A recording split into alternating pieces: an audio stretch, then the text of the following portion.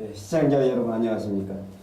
이 시간에는 우리 가장 귀 선교도 활동하시고 귀 쓰시는 또 상당히 클릭수가 굉장히 많아요. 우리 목사님 변병탁 목사님 모시고서 귀한 말씀 듣겠습니다. 변병탁 목사님 등단해 주십니다. 그냥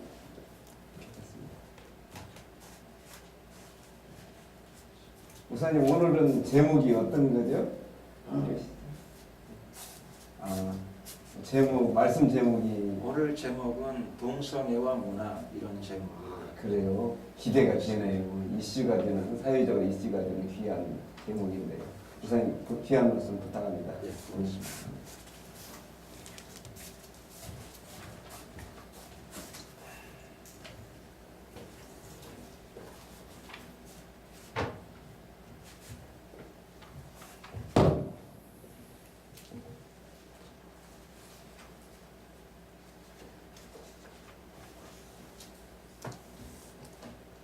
말씀으로 은혜 나누기 전에 기도를 먼저 한번 드리기를 원합니다. 두 가지 제목을 짧은 기도 시간이지만 하기 원합니다. 첫 번째로는 평창 올림픽을 앞두고 있습니다. 그래서 이번 올림픽을 통해서 예수님의 천국 복음이 땅끝까지 증거되게 하시옵소서. 주님, 이번 평창 올림픽 선교의 대장이 되어 주시고 인도자가 되어 주시옵소서. 두 번째로는 또 그 한국 사회에 동성애 문제가 확산되지 못하도록 하나님께서 교회의 지도자들을 깨워주시고 또 성령께서 특별한 지혜와 감동을 허락하여 주시고 능력도 부어 주시옵소서.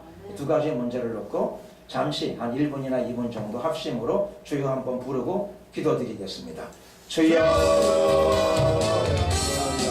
할렐루야. 교회와 장담하는 좋으신 우리 하나님 감사합니다. 대한민국 평창에 하나님 올림픽이 개최됩니다. 세상의 잔치지만은 하나님께서 배경에 기쁘게 많은 나라의 선수 임원 후보진 또 관람객들을 불러 모았습니다. 열방이 한 공방에 모여옵니다. 한국교회 깨어 일어나서 열방에서 오는 많은 사람들 결국을 향하여 예수 그리스도의 전국 복음을 힘차게 외치게 하여 주시옵소서. 예수님 대장이 되어 주시고 우리의 인도자가 되어 주시옵소서. 영화로우신 우리 하나님 평창 일대를 주님의 성령으로 운행하여 주시옵소서. 성령으로 덮어주시옵소서. 주님께서 박서해하여 주시옵소서. 한국에서부터 열국으로 예수 그리스도의 복음과 성령의 강물이 흐르게 하여 주시옵소서. 이번 기회가 반드시 그렇게 될 줄로 믿습니다. 주님 강권하여 주시옵소서. 통치하여 주시옵소서. 이 시간에 또 기도드리오니 한국교회와 사회 속에 동성애 물결, 죄악의 물결이 흐르고 있사오니 하나님 교회가 깨어 일어나 기도하며 영적인 전쟁으로 대적할 수 있도록 도와주시옵시고 예수 그리스도의 복음과 하나님 교회의 신실함과 믿음의 지도와 순교를 지켜나갈 수 있도록 하나님 지켜주시고 축복하여 주시옵시고 교회 위에 하나님 지혜와 계시의 영 성령을 부어주시옵시고 성결의 영을 부어주시자 교회가 반드시 이 영적 전쟁에 승리하게 될 줄로 믿습니다. 인도하시옵소서. 주관하옵소서. 할렐루야. 감사 영광을 주님께 돌려드리옵고 예수 그리스도의 이름으로 기도드렸습니다. 아멘.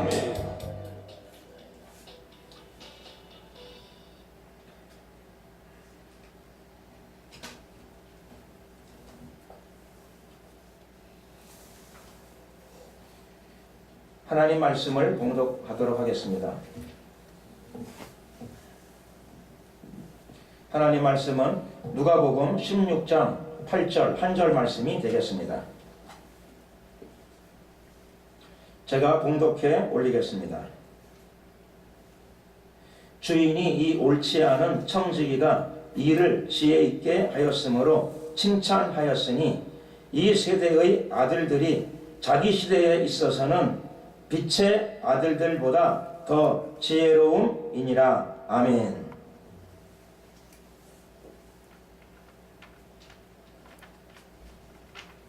한 절의 본문입니다. 하지만 이 본문은 앞뒤 맥락을 가지고 있습니다. 우선은 본문의 의미는 주인이 고용일을 한 사람 썼습니다. 그런데 이 고용인이 이를 아주 영리하게 혹은 명확하게 처리했습니다. 주인이 나중에 그것을 파악하고 칭찬하였다고 되어 있습니다만은 뭐 칭찬이라고 해도 될 것 없고 어떻게 보게 되면은 탄식이라고 할 수도 있을 것 같습니다. 주인은 이렇게 이야기한 거죠.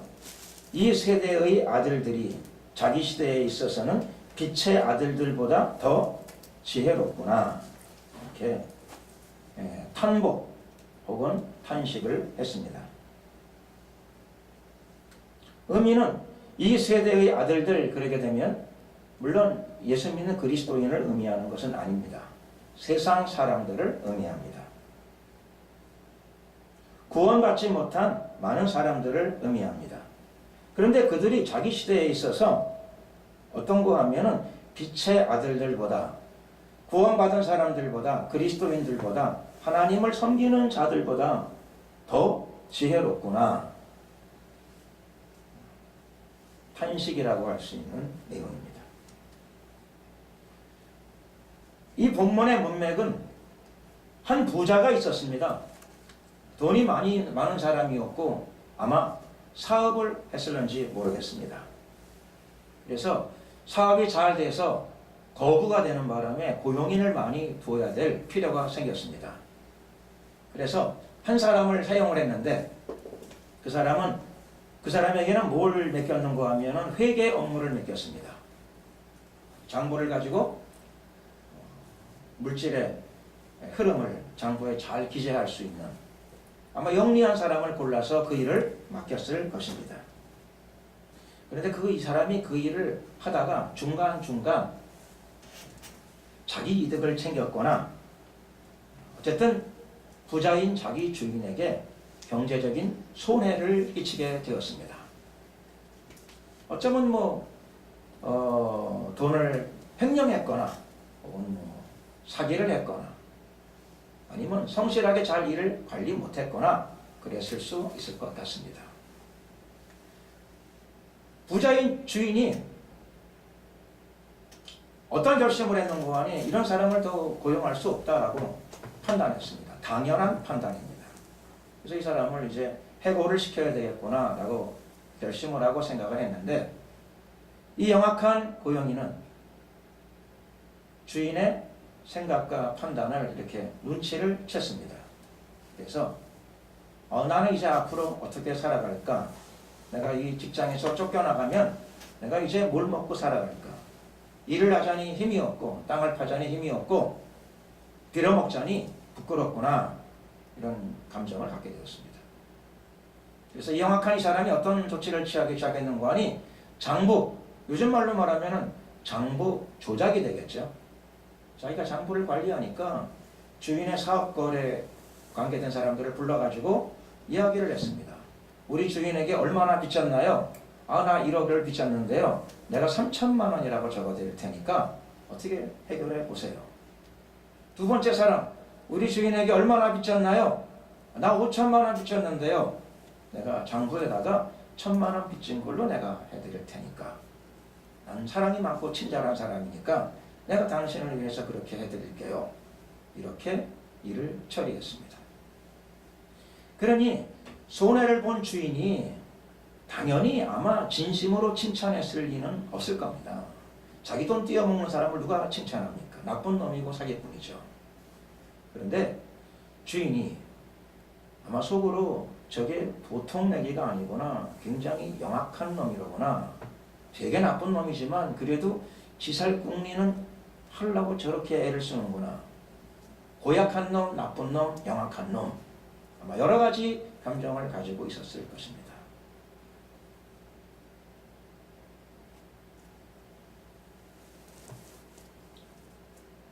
그런데 예수님께서 오늘 직접 이 비유를 드시면서 이 비유에 대해서 말씀을 하십니다.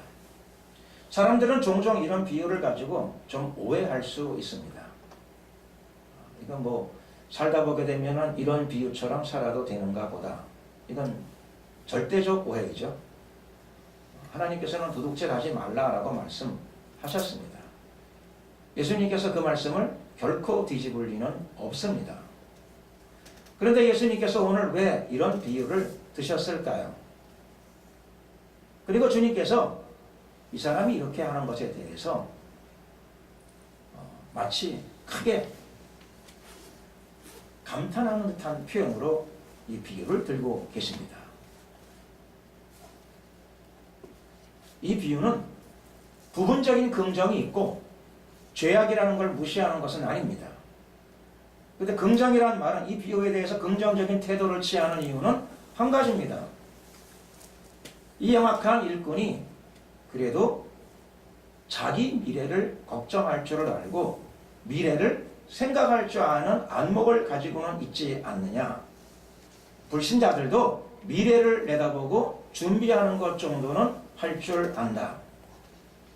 그런데 왜 하나님의 자녀들이, 그리스도인들이 미래뿐만 아니라 영생이 있는 걸 알면서 왜 영생에 대한 준비를 하지 않느냐 라고 하는 것에 대한 책망이 이 비유 속에 깃들여 있습니다.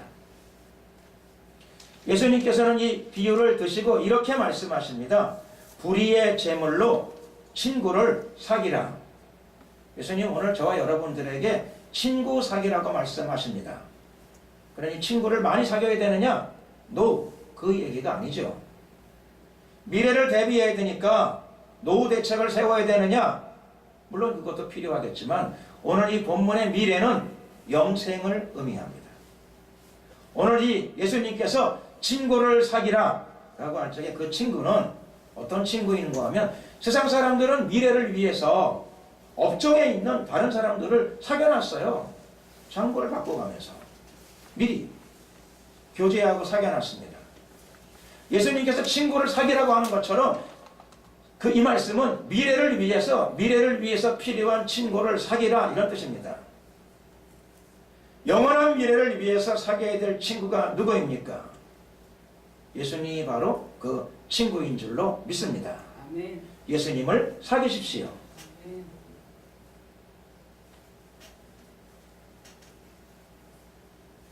예수님께서는 오늘 이 비유를 드시고 비유를 정리하시면서 맨 마지막에 이렇게 말씀하셨습니다. 너희가 하나님과 재물을 겸하여 섬길 수 없느니라. 둘 다 존중히 여기고 섬길 수는 없다라고 말씀하십니다. 이것은 우리들에게 결단을 촉구합니다. 무슨 결단을 촉구하나요?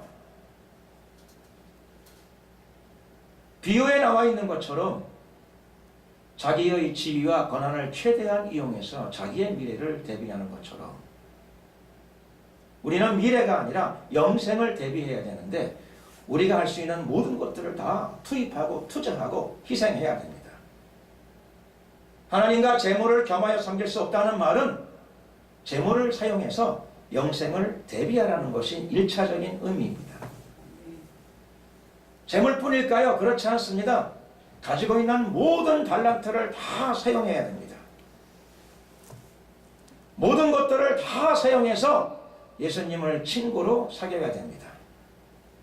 노후 대책이 아니라 미래가 아니라 영생을 쟁취해야 될 줄로 믿습니다. 아멘. 이것이 오늘 이 본문이 가지고 있는 의미입니다.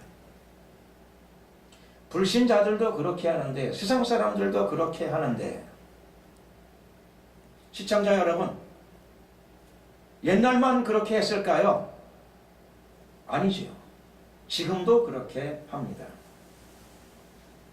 지금도 세상 사람들은 그렇게 합니다. 세상 사람들은 지금도 많은 그리스도인들보다 더 지혜롭게, 지혜롭다는 표현이 좀 불편하긴 합니다. 그러면 단어를 바꾸겠습니다. 교활하게 그렇게 추진해 나가고 있다는 것이죠. 21세기인 지금도 그러합니다. 가장 대표적인 케이스 중에 하나가 동성애자들이죠.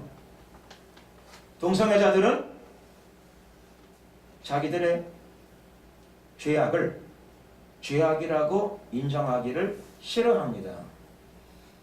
그들의 쾌락 혹은 그들의 성생활의 방식을 가지고 있고 싶어합니다.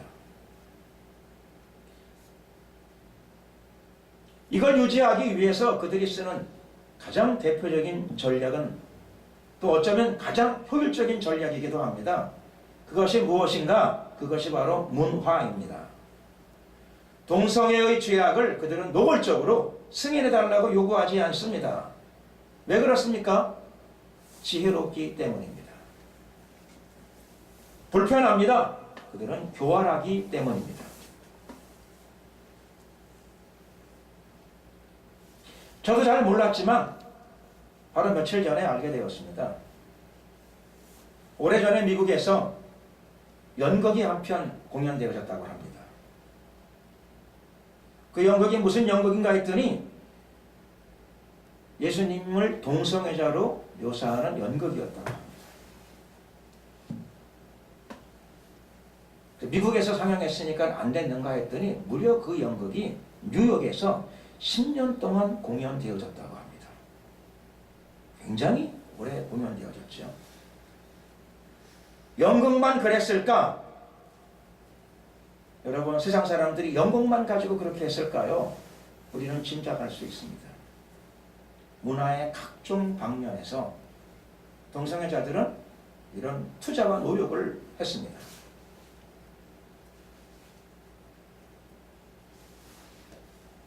그래서 유럽을 동성애 문화로 잠식시키고 결국은 정치와 법률을 바꾸는데 그들은 성공했습니다.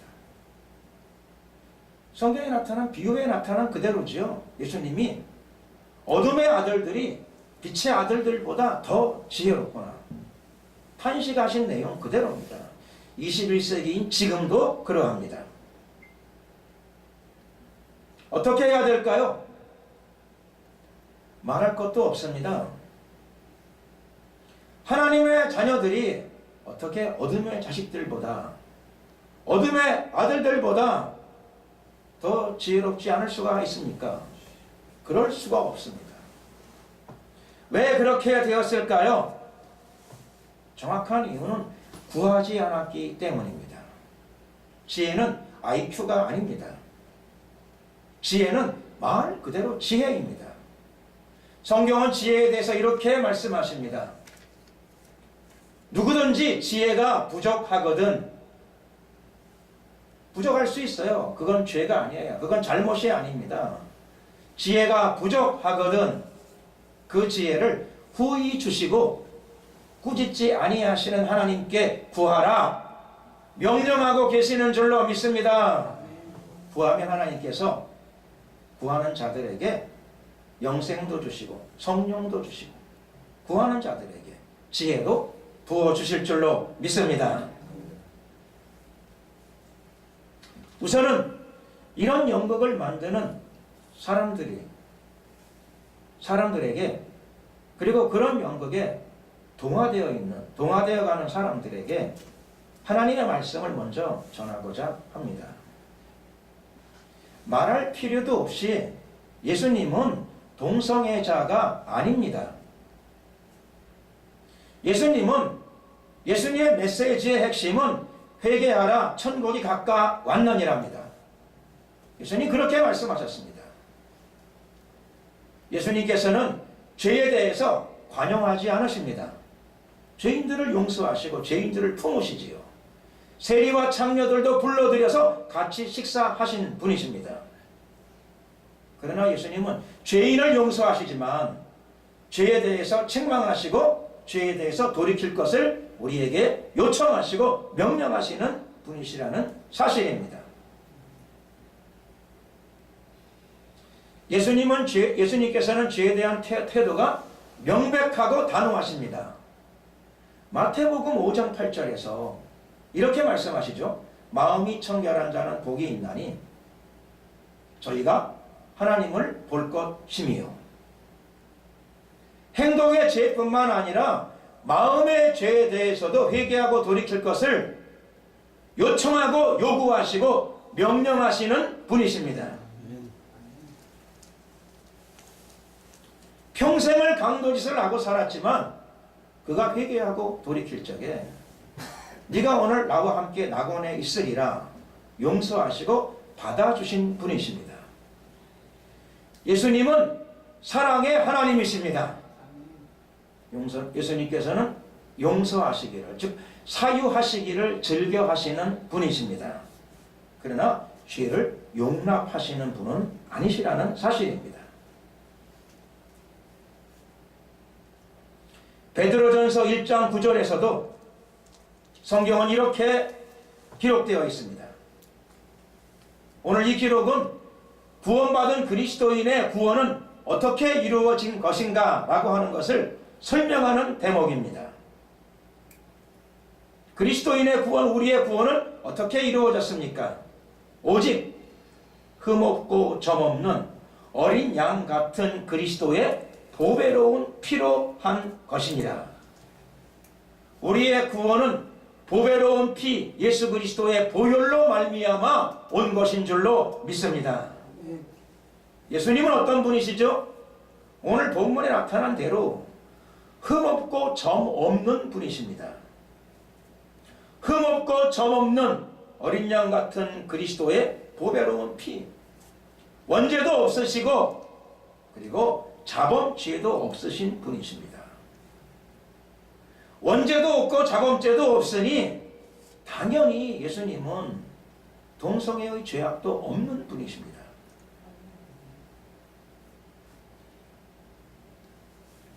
그럼에도 불구하고 동성애의 문화적 공격은 전 세계적으로 계속되고 있습니다. 우리가 살고 있는 한국은요, 저는 TV를 많이 안 봐서 잘 모르겠습니다만은 드라마로 동성애가 많이 방영되어졌다라고 하는 것을 들은 바가 있습니다. 제가 어제 저녁에 인터넷 들어가 보니까 벌써 동성애를 소재로 한 영화가 벌써 상영되어져 있는 기록을 가지고, 과거를 가지고 있는 나라입니다. 얼마 전에는 학생들을 위한 교육방송, EBS 교육방송 안에도 학생들에게 해서는 안 될 성적 문란의 풍조가 들어있는 방송이 나왔다고 들었습니다.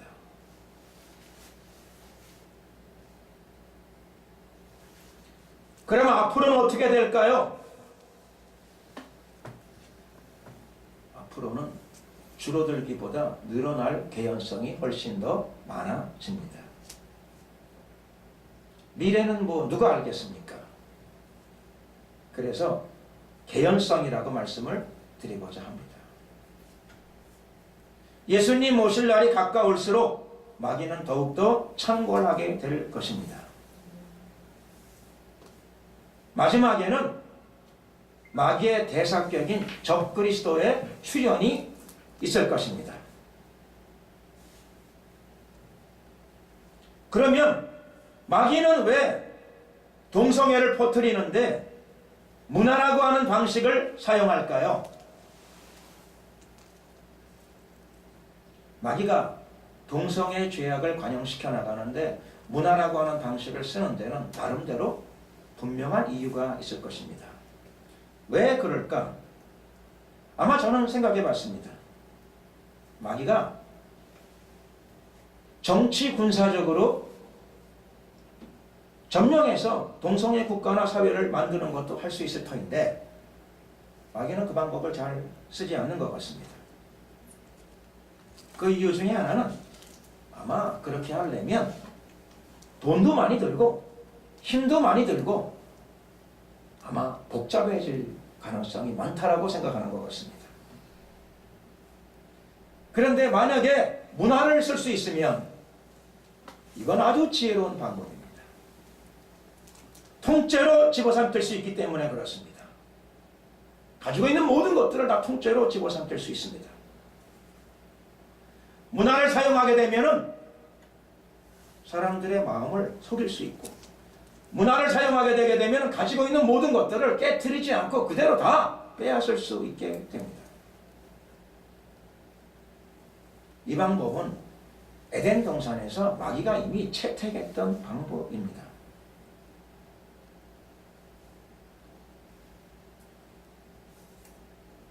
속이는 방법이죠. 마귀는 21세기에 들어와가지고 문화 전략을 통하여 동성애의 죄악을 미화합니다. 문화 전략을 통하여 청년들의 마음을 빼앗습니다. 청년들을, 학생들을 속이고 있습니다.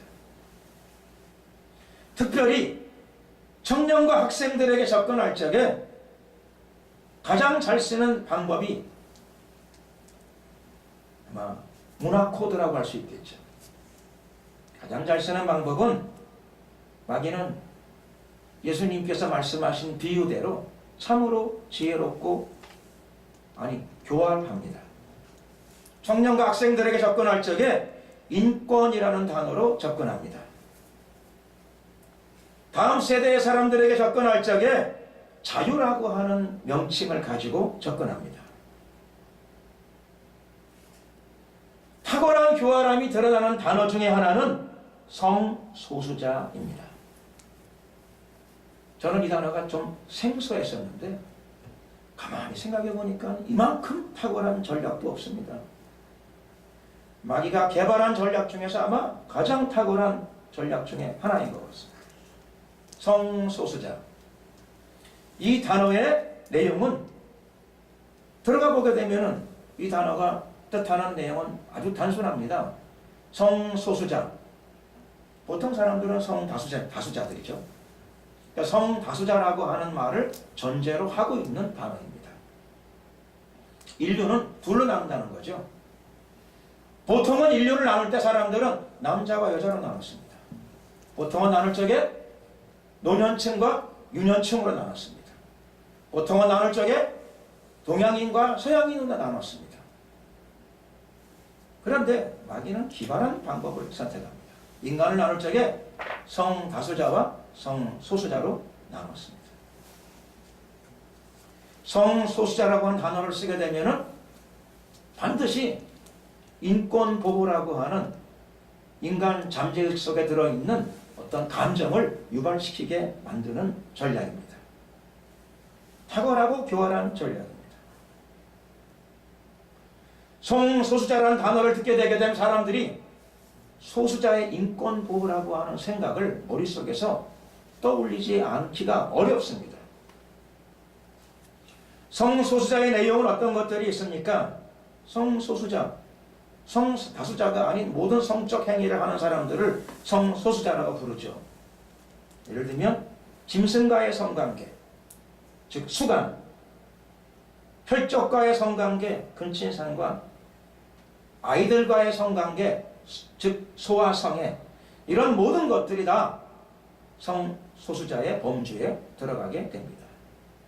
그리고 여기에 동성애자들은 자기들도 여기에 은근히 끼워 넣습니다.